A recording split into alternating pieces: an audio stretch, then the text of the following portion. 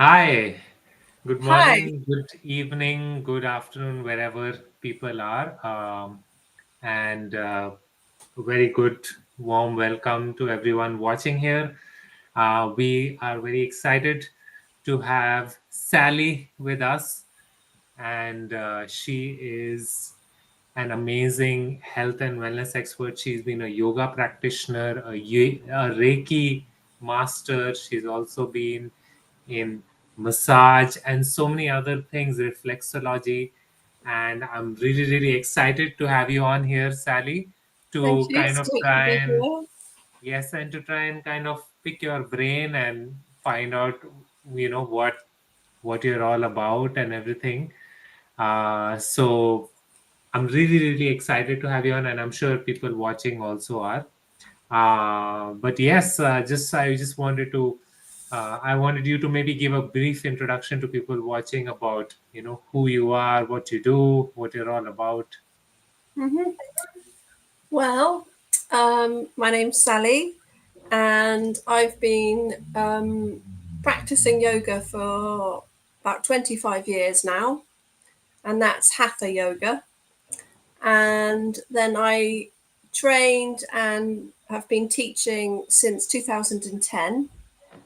Um, I I've always loved yoga and the essence of yoga and the kind of like the meditative side of it. I got into meditation first and then later came to the asanas, the postures of yoga. And I just found kind of meditation, it just really works. And I just found that it was so beneficial.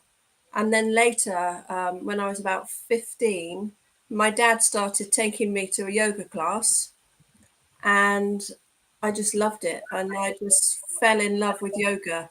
And um, I didn't plan to become a yoga teacher. It wasn't on my list of things to do. I just thought that I was doing yoga. I loved it. I'd go a couple of times a week.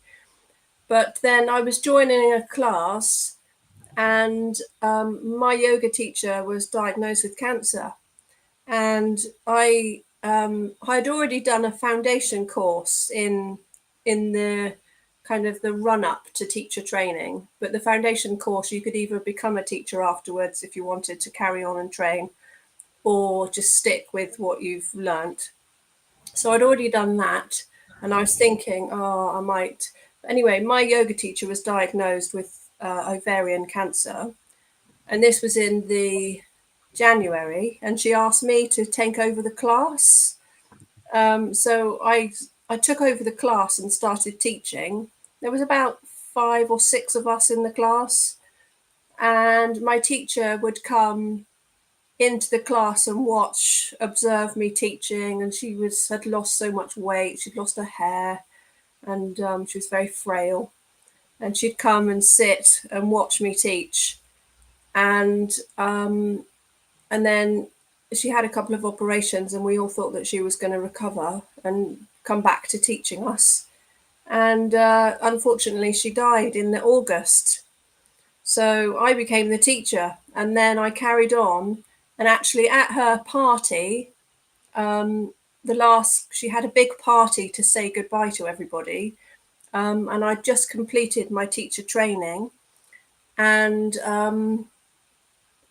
the rose that I was given, all the new teachers were given beautiful roses, and I took it to her and I gave it to her at her farewell party, and then I became the teacher, and that's where my kind of teaching journey really began, and I always I'm in gratitude for her to trust me to take over the class, and she was such a beautiful lady. I often think about her, and how that's how I actually came into becoming a teacher. Um, and then from teaching yoga, I've done lots and lots of courses, silent retreats. I really, really have. I love to go into silence. Back at Christmas time, I did a 10-day Vipassana meditation, which is silence for 10 days. It's quite a strict practice. but I think I could have done 30 days. And so I've done lots of yoga retreats and silent retreats, meditation courses, mainly meditation based around Buddhism. And then, of course, I qualified in reflexology and massage. And I did that. Reflexology is because when I was 16, I was suffering some personal issues, and I was actually given some reflexology on the NHS. And when I was 16, that was a long time ago now. But so I had about 12 or so sessions of reflexology, and it just chilled me out. It just completely relaxed me. It helped deal with a lot of stuff that was going on. Actually, Sally, I wanted to say something. People Yeah. watching may not know what reflexology is. So, can you like give a Oh, small yeah. introduction? So reflexology, the modern day reflexology, they say date back to the 1930s. But if you look at history, it dates back to the Egyptian times. So reflexology has been around for a very, very long time. And it's basically massaging different points of the feet and the hands, and there's places on the face and the ears as well, but it's mainly the feet. So different areas of your feet associate with different areas of your body. So like your heels of your feet are connected to your hips, for instance. And and the toes, and the big toe is associated with the brain, and then the sinuses and the teeth and everything in the ears are all connected with the kind of the upper part of your body, and then you work down the foot towards the heels. It's so amazing. And if I personally go and have a treatment, it's one of the treatments that I prefer to go and have because it is so relaxing. And I normally fall asleep within like 15 minutes and wake myself up snoring because it's so relaxing. But yeah, the therapists are used to it, people falling asleep, so it's okay. And then massage. I love massage. I've had I've had so many massages that Well, you and everyone else. yeah, exactly. So I just wanted to train to become a massage therapist so then I could give people what I love. It's just like the best things, and it's such a it's not about it's some people see it as a luxury to have a massage or reflexology, but for me it's self-care. It's something that is needed.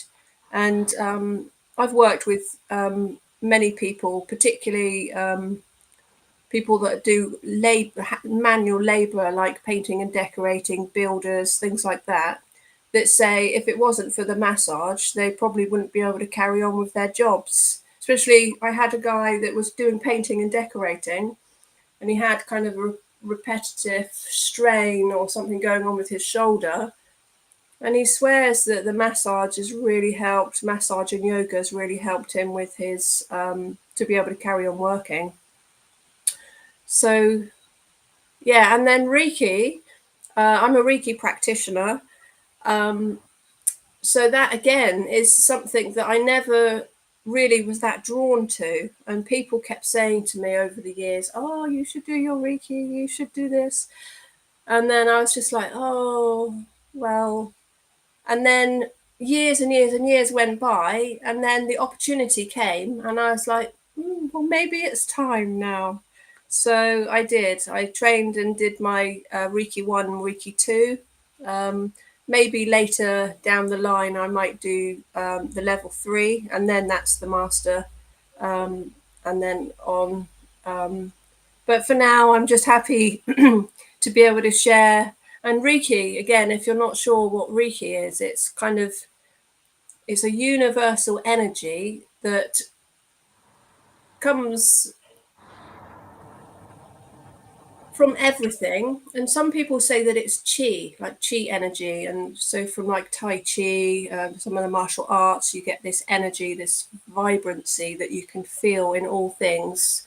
And that you're able to kind of tune in to it, and then it comes through you. You're like a funnel, and then you're able to bring Reiki and share the Reiki energy to animals as well as humans.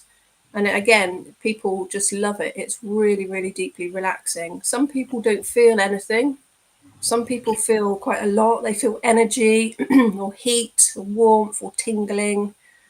Um, but yeah, even if you can't feel anything, it's still working. Yeah, it's a really good practice.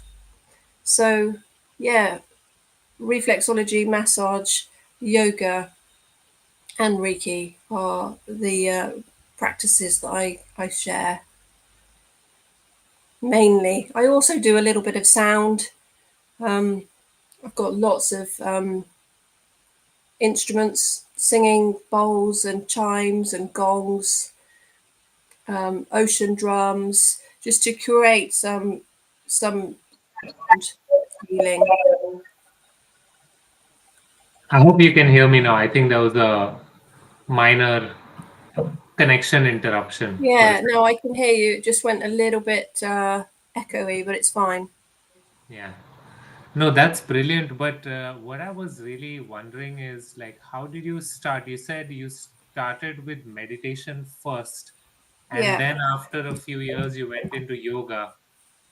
So, how did you get exposed to meditation in the first place? Um, I think I can't remember exactly how it all happened, but I can remember. I mean, I've still got the old. I think it was published in 1976 or something, 19 something, 70 something. But I've got an old meditation book that I picked up from a charity shop, and and I think with my family, I'm one of nine. I'm the last one of nine, so I've got a big family. Excuse me. And we used to live in West Pennard, which is not very far at all from Glastonbury. And I think just being around that area, and also my parents they weren't hippies, but they were quite contemplative. They were they were thinkers.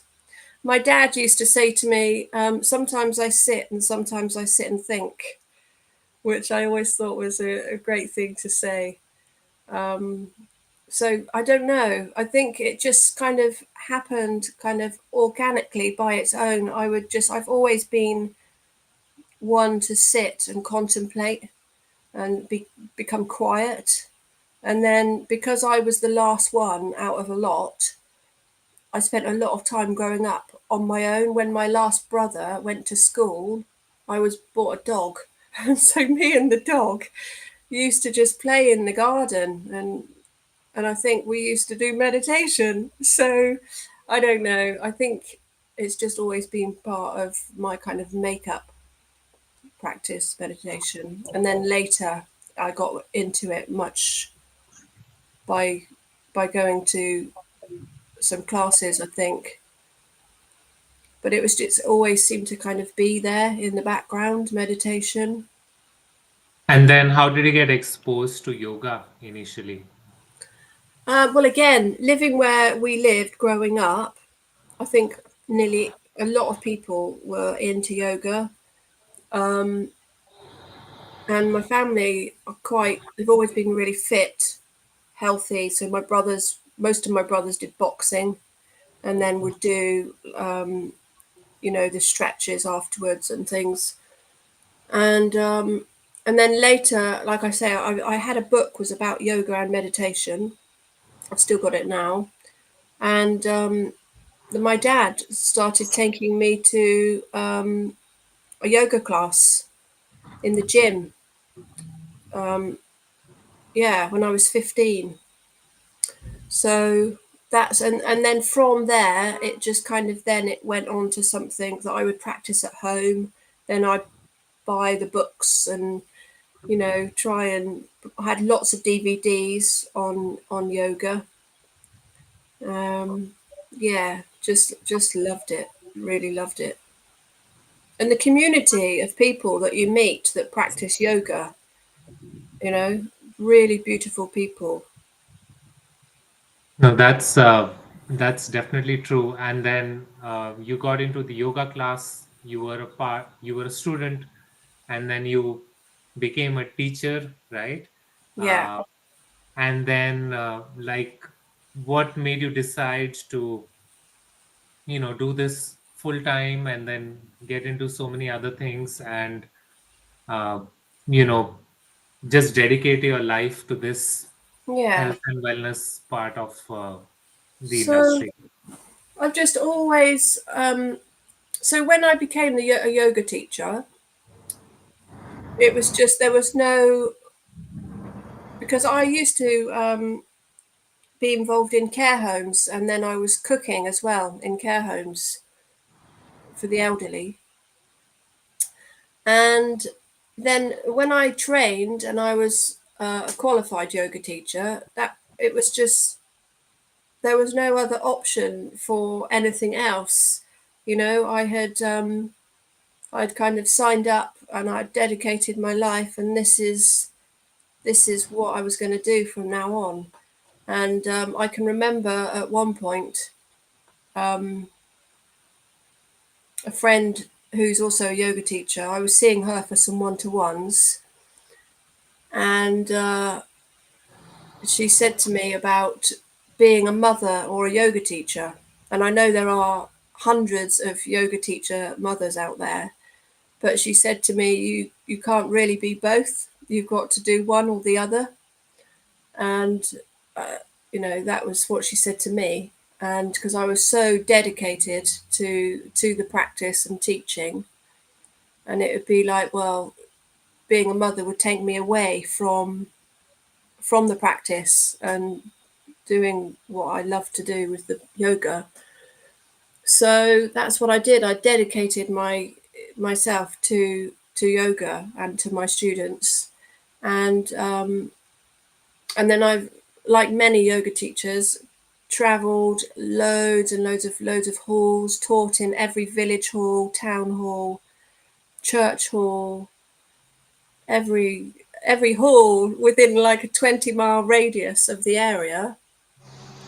And then after doing that for years and carrying two huge, great big bags full of all the yoga equipment, a friend of mine phoned me up and she had a shop, and upstairs was a huge, great big space.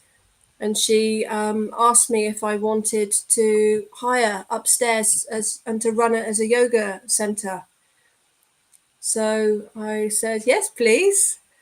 So yeah, so I was there for about 2 years, and she had her lovely shop downstairs selling soaps, homemade soaps and lotions and potions. And then I was upstairs and I had a really big, beautiful room, and then two treatment rooms. And then other people, other teachers hired the space off of me as well, and the treatment rooms. So I think there was about 14 of us working from the first space, which was great, great community, lots of people coming and going and sharing the space, which was lovely. And then after that, I moved about 2 miles down the road, and had um, I was taught yoga in some things called a big dome. They're like a big yurt and a big tent, and I did that for about maybe 2.5 years, and then maybe longer. And then the farmer where I hired the land, he built a purpose-built yoga studio for me, and I was there for about two and a bit years, and that was lovely. Beautiful big space on a farm with beautiful gardens and everything. And then now I'm back in Shaftesbury, where it all began. So I've done a huge, great big circle. And so now I've got a small studio or bijou studio, which I fit 4 students in, which is really nice. And the students, because it's quite a small class, it's very kind of intimate, dedicated, and people get all the attention they need rather than, sometimes you hear people going to classes and there's like 70 people in a class. So these classes are really dedicated to people, to the students' kind of progression in their practice. So it's lovely. It's a beautiful little space in Shaftesbury, and I've been here for about a year and a half now. So What this is is the reason to move back? oh, lots of reasons. But being back in the town is really good. It's great to actually, people can park, they can go and do their shopping, they can come to yoga, have a massage, and then, it's easy. It's really easy being back in town. It's great.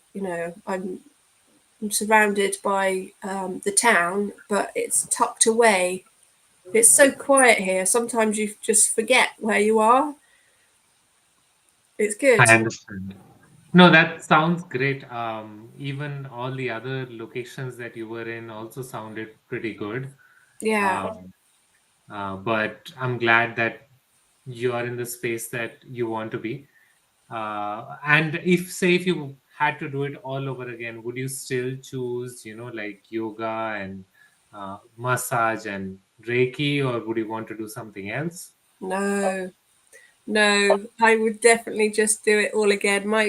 The, yoga, it's such a privilege to teach people yoga and to, to guide people on their yogic journey, and also to give people treatments such as reflexology and massage, Reiki.